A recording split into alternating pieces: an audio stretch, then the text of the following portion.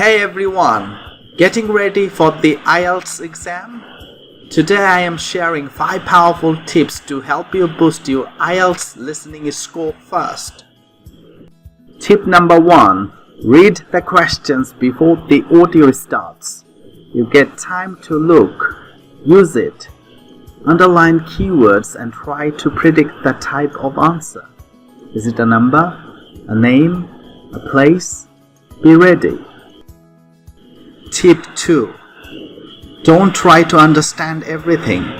Focus on keywords and ideas. Listen for synonyms or paraphrases.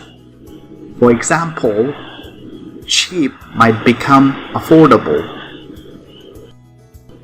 Tip 3. Spelling matters.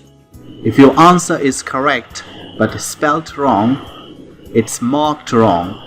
So practice writing common words clearly and correctly. Tip 4. Missed an answer? Don't panic. Just move on. The audio won't stop, and you don't want to miss more answers by overthinking one. And finally, tip 5. Practice with real IELTS listening tests, not random English audios. Use Cambridge IELTS books or trusted sites. Get used to the accent, the speed, and the question types.